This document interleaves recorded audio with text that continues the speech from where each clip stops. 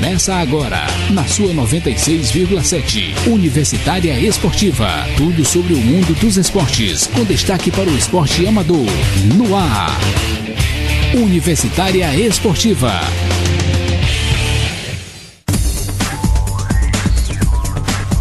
Bom dia, ouvintes! Começamos mais Universitária Esportiva e ao meu lado, Emanuele Madeira. E ao meu lado, Neila do Rego Monteiro. No boletim de hoje vamos falar sobre o Natufp, a nadadora Joana Maranhão e como andam os times piauienses nas competições de handebol. E no Bola na Rede vamos falar sobre os jogos de hoje, da Libertadores, Copa do Brasil e, claro, Campeonato Piauiense. Então, continue sintonizado que Universitária Esportiva está no ar.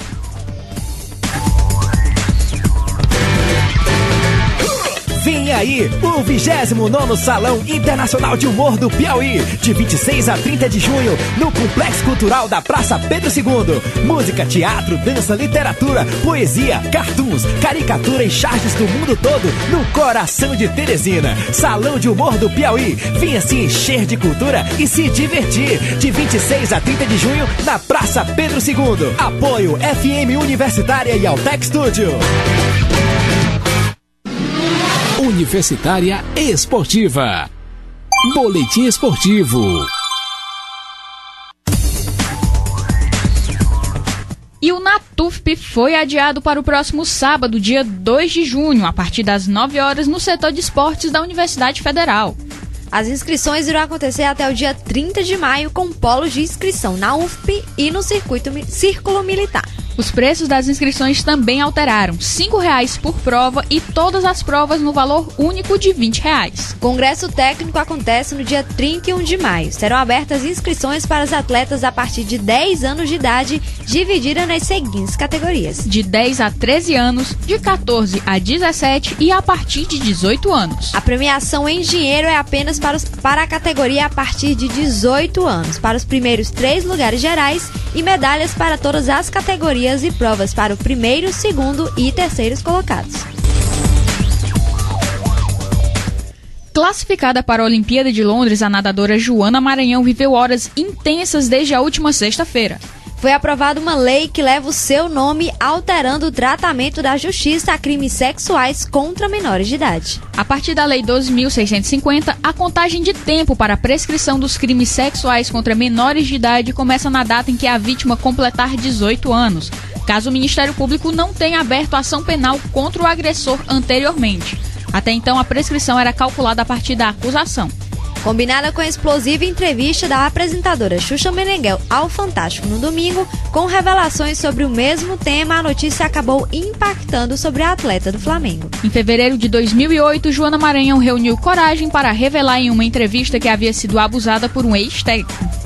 A declaração acabou marcando uma retomada em sua carreira com bons momentos nos últimos anos. De acordo com o Flamengo, Joana Maranhão passou por uma crise nervosa na última terça-feira em razão da lei e da repercussão do caso Xuxa, com o assédio que ambos os casos suscitaram em torno do seu nome. Assim, por recomendação médica, a atleta passa a evitar depoimentos públicos. Que informou o Clube Carioca, passou a informação. Joana Maranhão está classificada para a disputa dos 200 e 400 metros medley, além dos 200 metros borboleta. Em sua terceira Olimpíada, a nadadora de 25 anos vai a Londres em seu melhor momento técnico. Suas maiores chances residem nos 400 metros medley, prova em que foi finalista nos Jogos de Atenas em 2004. E a organização do Ultimate Fight Championship confirmou ontem a data no início das vendas dos ingressos para o UFC 147, que será disputado no ginásio do Mineirinho, em Belo Horizonte, no dia 23 de junho. Os interessados em comparecer à capital mineira para a final do reality show The Ultimate Fighter e a tão esperada revanche entre Vitor Belfort e Vanderlei Silva poderão encontrar os bilhetes a partir de amanhã às 20 horas no site www.ticketsforfun.com.br, repetindo www.ticketsforfun.com.br.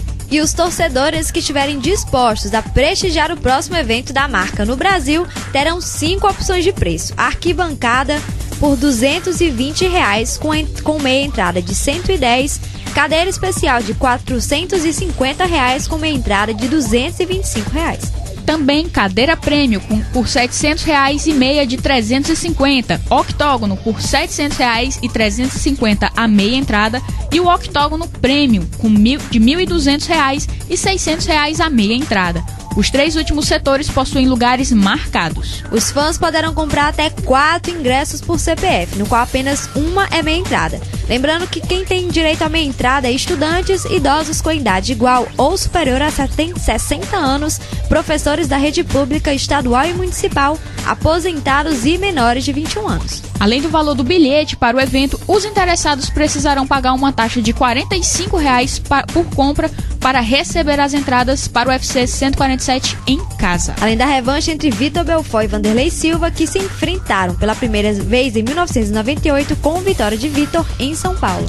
O UFC 147 premiará 2 vencedores da primeira edição brasileira do The Ultimate Fighter, um dos pesos penas e outro dos médios, com contratos com a marca de Dana White.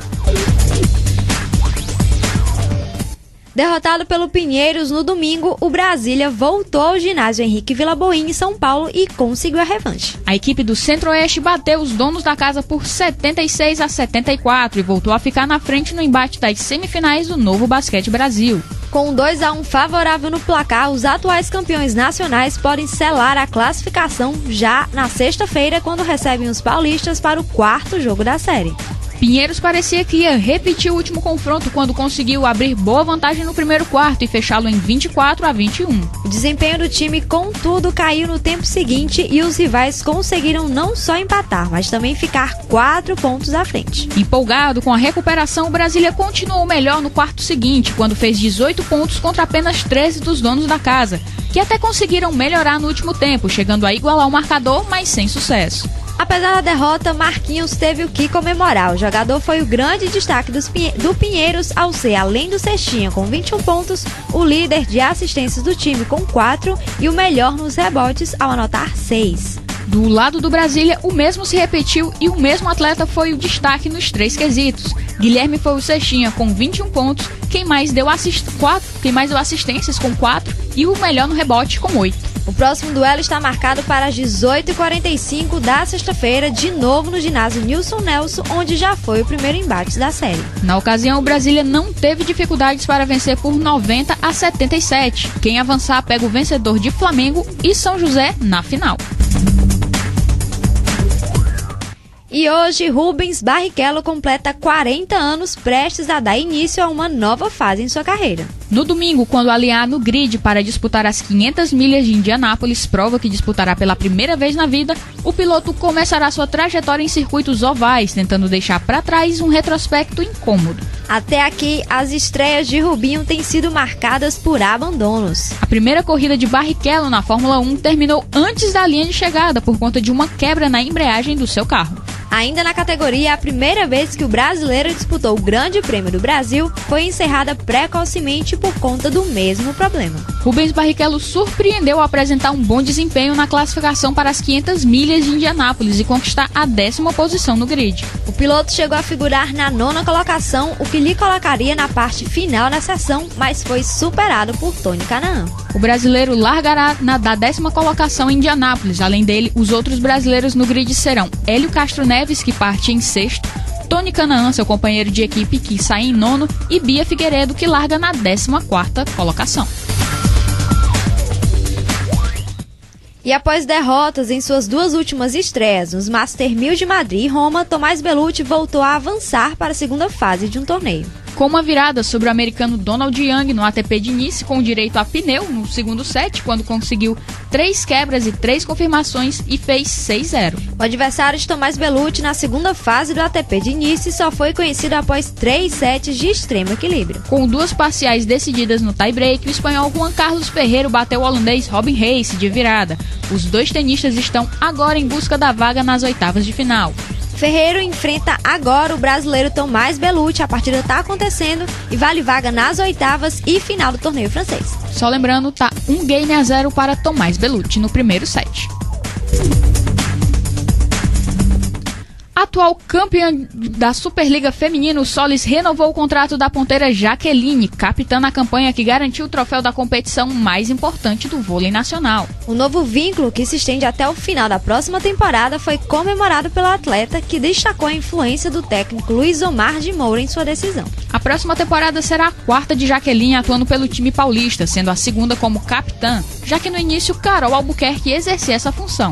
No entanto, desde a saída da levantadora, Luiz Omar transferiu a liderança para a ponteira. Nas 3 temporadas que já atuou pelo Solis, Jaqueline conquistou 2 títulos e um vice-campeonato da Superliga, uma medalha de prata no Mundial de Clubes de 2010, 2 campeonatos sul-americanos e foi eleita a melhor atleta da competição continental em 2009 e 2011. Além disso, jogando pela seleção brasileira, a ponteira triunfou nos Jogos Olímpicos de Pequim, no Grand Prix 2005, 2006 e 2008 e nos Jogos Pan-Americanos de Guadalajara. A Seleção Olímpica Feminina de Judô embarca hoje para a Rússia, onde disputa no fim de semana o Grand Slam de Moscou, etapa do Circuito Mundial da Federação Internacional de Judô.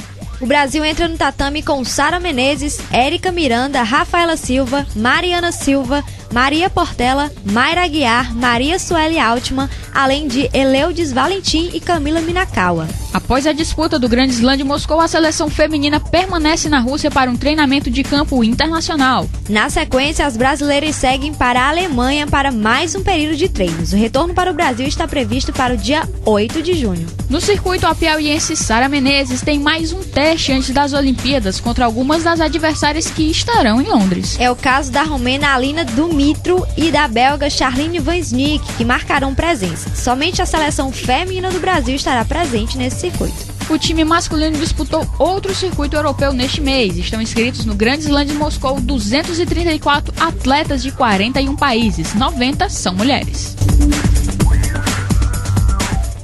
E ontem o time do Kaique Balduino venceu o Campus Universos do Rio de Janeiro por 28-22, jogo válido pelo Campeonato Brasileiro Júnior Masculino de Handebol. Hoje o Kaique Balduino joga com o Itapema de Santa Catarina, às 14h30. O time catarinense venceu o primeiro jogo, mas vem de uma derrota para o Esporte Clube Pinheiros, a mesma equipe que derrotou o time piauiense na estreia da competição. E na Copa Nordeste de Seleções Cadetes, a seleção masculina do Piauí perdeu o segundo jogo para o Rio Grande do Norte por 19-14. A seleção feminina também foi derrotada, perdeu para a Paraíba por 29-18. Hoje a seleção masculina enfrenta a seleção de Alagoas às 14h20. O time alagoano já tem 2 derrotas na competição. E a seleção feminina joga contra o Rio Grande do Norte. A seleção do Rio Grande do Norte também perdeu os 2 primeiros jogos da competição. Lembrando que as 2 seleções do Piauí empataram o primeiro jogo. Universitária Esportiva volta já. Teresina vai ferver com o maior festival de música piauiense, Teresina Rock, de 26 a 30 de junho no Centro de Artesanato Mestre Dezinho, na programação do Salão de Humor. 5 dias de show e 24 bandas, mostrando a diversidade da nossa música e as atrações nacionais. Maldita e Kiko Loureiro. Participe dessa festa, onde a música é uma verdadeira obra de arte. Apoio FM Universitária e Altec Studio. Universitária Esportiva. Bola na Rede. O Avaí, campeão catarinense de 2012, conquistou a sua primeira vitória na Série B do Campeonato Brasileiro. Atuando no estádio da Ressacada, o Avaí bateu São Caetano pelo placar de 1-0 com um gol de pênalti de Kleber Santana aos 24 minutos do segundo tempo. Na cobrança, o goleiro Luiz acertou o canto, mas não conseguiu fazer a defesa. Assim, o Avaí, que empatou na estreia em 2-2 com o Boa Esporte, soma agora 4 pontos na tabela da Série B. O São Caetano, que perdeu para o Asa na primeira rodada, continua sem pontuar. O Avaí volta a campo na próxima terça-feira, quando viaja até Natal para enfrentar o América de Natal. No mesmo dia, o São Caetano tenta se recuperar de sua segunda derrota na competição e mede forças com o Bragantino. E o departamento médico do Botafogo informou que o meia Andrezinho está de volta ao time na terceira rodada do Campeonato Brasileiro em duelo contra o Cruzeiro. O jogador está totalmente recuperado de um estiramento grau 2 na coxa esquerda e segue aprimorando a parte física para reunir condições de jogo nos próximos dias. Andrezinho ficou de fora dos gramados na reta final do Campeonato Carioca e foi a ausência sentida pelo técnico Oswaldo de Oliveira na hora de montar a equipe que entrou em campo para buscar o título da competição. O retorno do jogador também é aguardado para que o comandante alvinegro consiga resolver o problema do atacante Louco Abreu no ataque da equipe. O uruguaio não enfrenta uma de suas melhores fases e passou a ser contestado após uma série de oportunidades claras de gol serem desperdiçadas na Copa do Brasil e no próprio estadual. E o Palmeiras tem na Copa do Brasil a grande chance de acabar com o jejum de conquistas nacionais e tenta esfriar mais uma crise nos bastidores do clube. A última conquista importante do Palmeiras no âmbito nacional foi em 1998, justamente com o título da Copa do Brasil e com o Felipão no comando. É justamente nessa competição que o clube tem a chance de acabar com o jejum de 14 anos. Desde que venceu a Copa do Brasil em 98, o clube chegou à semifinal apenas no ano seguinte, quando caiu para o Botafogo nos pênaltis. Desde então foram 8 eliminações, sendo 4 delas justamente nas quartas de final. Em 2000 para o São Paulo, em 2004 para o Santo André, em 2010 para o Atlético Goianiense e no ano passado para o Coritiba. Também houveram 2 quedas nas oitavas de final, uma na primeira fase e uma na segunda fase. Dentro de campo, o treinador não terá o artilheiro Hernan Barco, suspenso pelo terceiro amarelo, e deverá escalar o recém-contratado Betinho no ataque. Filipão ainda pode escalar o ataque com Mazinho e Luan, dando mais velocidade ao setor. No Atlético Paranaense, o Atlético Juan Carrasco não sabe se poderá contar com o atacante Guerron, artilheiro do time no ano. O jogador não atuou no fim de semana contra o Joinville pela Série B. O experiente meia Paulo Baier será poupado, mas Heracles volta ao lateral esquerdo. Ainda assim, Carrasco quer o time no ataque para buscar reverter a desvantagem no placar. O duelo entre Palmeiras e Atlético Paranaense acontece às 19h30 de hoje. Depois de voltar de Curitiba com um empate por 2-2, o Palmeiras se classifica com um empate por 0-0 ou 1-1. Depois de um empate sem gols em Salvador, o Coritiba precisa vencer o Vitória no Couto Pereira para avançar às semifinais da Copa do Brasil. O time baiano conquista a vaga se ganhar por qualquer placar ou obter um empate com gol. Os dois times vivem momentos distintos. O Vitória vem motivado pela boa estreia na Série B, na qual venceu o Barueri por 1-0. O Coxa foi derrotado por 2-0 pelo Internacional na largada da Série A e deixou sua torcida desconfiada com as possibilidades do time. O técnico Marcelo Oliveira se apega ao bom retrospecto do time no seu estádio, onde não perde há quase um ano. Ele promete atacar desde o começo, mas com cautela, pois mostra preocupação com o contra-ataque do adversário. A equipe deve ter o retorno do lateral direito Ayrton e do atacante Roberto, que foram poupados no jogo inicial do Brasileiro. Os desfalques serão os meias Tcheco e Rafinha, ambos vetados devido a lesões. Assim como em sua estreia, o técnico Carpegiani não comandará a equipe do banco de reservas, mas das tribunas do estádio. Ao contrário do que pensa o técnico do Coritiba, o Leão Baiano promete atacar. O jogo acontece hoje às 22 horas. E um dos confrontos mais aguardados da atual Libertadores é o jogo entre Corinthians e Vasco. Mesmo com os dois times com históricos pela Libertadores, é a primeira vez que disputam juntos uma semifinal da competição. O ano de 2000 foi a melhor campanha do Corinthians na Libertadores, mas o Timão foi eliminado pelo arquirrival Palmeiras na disputa de pênaltis. Desde 1998, quando conquistou o título, o Vasco não sabe o que é chegar às semifinais da principal competição do continente. Para o Corinthians avançar de fase,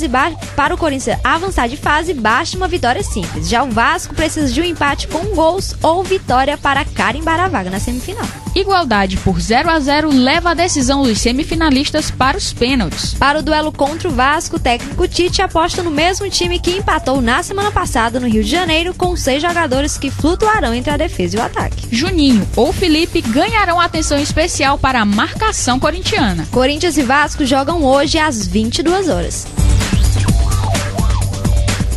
No primeiro jogo, o Fluminense perdeu por 1-0 para o Boca Juniors. Agora necessita ganhar por 2 ou mais gols de vantagem para se classificar ou devolver 1-0 para forçar a disputa de pênaltis. Qualquer outro marcador garante a classificação dos argentinos, já que os gols anotados como visitante valem para critério de desempate. Abel Braga, técnico do Fluminense, procurou elevar a moral de seus jogadores que ficaram abalados com a derrota da semana passada. Na visão do treinador, o Flu tem plenas condições de garantir a classificação. Para este jogo, o Fluminense não conta com o lateral esquerdo Carlinhos, suspenso por ter sido expulso no confronto de ida, por isso Thiago Carleto será o substituto. A lista de desfalques continua grande, pois Abel segue sem poder escalar o volante Valência, o meia Deco, ambos vetados pelo departamento médico por conta de um estiramento grau 1 no músculo posterior da coxa direita, com o atacante Fred, que fica de fora por conta de um estiramento grau 2 na coxa direita, e com o volante Diguinho com dores na coxa direita. Se recuperando de um edema na coxa direita, o atacante Wellington nem pode ser relacionado como opção no banco de reservas.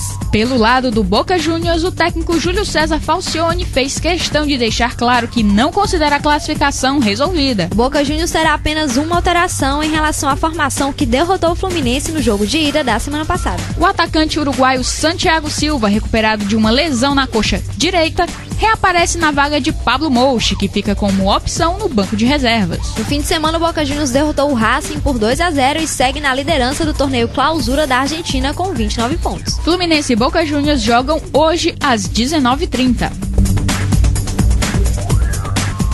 E ainda temos hoje Campeonato Piauiense. E o time do Caiçara vem com uma baixa para o jogo de hoje. O técnico Valdomiro Ferreira pediu demissão ontem por causa das condições precárias em que o time treina. Com informações do nosso comentarista de futebol Flávio Meirelles, a situação é a seguinte: os jogadores resolveram grevar. Eles entraram em greve por conta dos salários atrasados e das péssimas condições de trabalho, segundo os próprios jogadores. Os jogadores estão treinando sem preparador físico e às vezes sem bola, como foi relatado por Valdomiro. E o Francisco Ispo, que é o presidente do time, não reagiu muito bem a essa greve. Ameaçou colocar os jogadores do Sub-18 para jogar contra o 4 de julho hoje. E ainda nessa quarta-feira ele disse que o Francisco Lopes vai comandar o time contra o 4 de julho e está procurando já um novo técnico para a equipe. A equipe tem o pior ataque e a pior defesa da competição, além de ser o único clube a não ter conquistado nenhuma vitória no torneio, seguindo na lanterna da competição.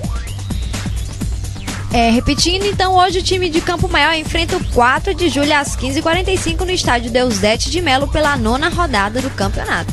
Do lado do Leão, Tony Feitosa e Sinelton já podem retornar depois de cumprirem suspensão. O lateral direito Leandro e os meias Fábio e Diego podem ser as novidades da equipe. Já do lado do 4 de julho, a equipe não pode contar com Mica, expulso no último jogo. E o principal nome do time, França, ainda não se recuperou de lesão e também desfalca o time. Com a vitória do Flamengo na última rodada, o 4 de julho agora é o 4º colocado. Já o Caiçara continua na lanterna com apenas 3 pontos, ainda sem nenhuma vitória. E no outro jogo da noite, Parnaíba e Picos fazem um jogo da reabilitação. Depois de perderem no final de semana, os dois times procuram a vitória para continuar na disputa da fase classificatória da competição. Mesmo depois de perder para o Flamengo por 5-2, o Tubarão ainda é líder com 16 pontos. O time vem para esse próximo embate sem nenhum desfalque. O mesmo não pode ser dito para o time picoense. O time tem 2 desfalques, Rony e Fábio. Com a recuperação do Piauí, o Picos é o 7º colocado com 6 pontos e o time precisa dessa vitória para continuar na briga da competição. Parnaíba e Picos jogam às 20 horas no estádio Mão Santa, em Parnaíba. Mas o jogo que promete é Piauí e Flamengo, que acontece às 20 horas no Lindolfo Monteiro. Os dois times vêm de vitórias e de uma recuperação na competição. O Flamengo venceu o Parnaíba por 5-2 na última rodada e agora é o 3º colocado com 14 pontos. O Piauí foi o lanterna por muitas rodadas e agora ocupa a 6ª posição com 8 pontos e 2 vitórias. O Enxuga Rato tem de volta para esse jogo Veloso e Thiago Campelo, que estavam suspensos. E a Raposa já tem de volta Bruno Potiguar e Samuel, que também estavam suspensos. Relembrando os jogos de hoje. Pela Libertadores, às 19h30, o Fluminense recebe o Boca Juniors e precisa vencer para ir às semifinais da competição. Já às 20 horas, Corinthians e Vasco fazem um grande duelo para ver qual dos dois times também vai à próxima fase.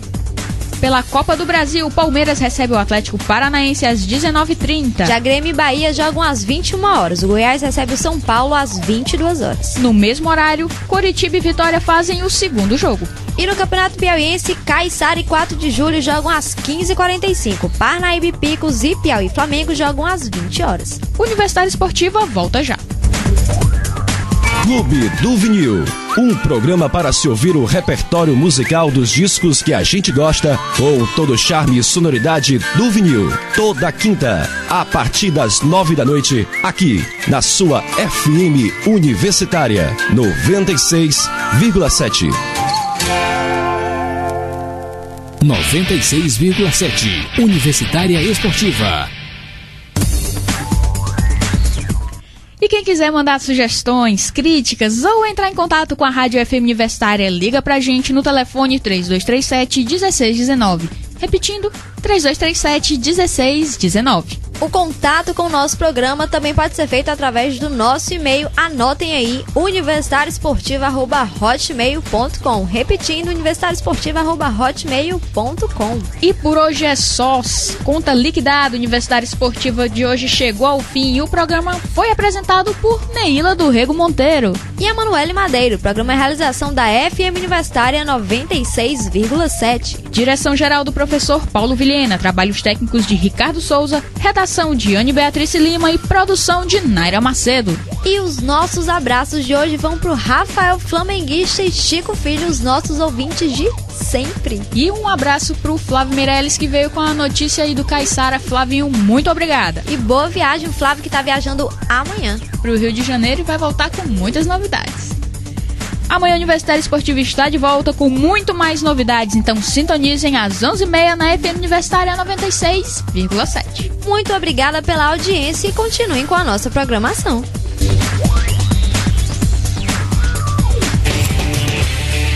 Você ouviu Universitária Esportiva. Obrigado pela audiência e continue na nossa programação.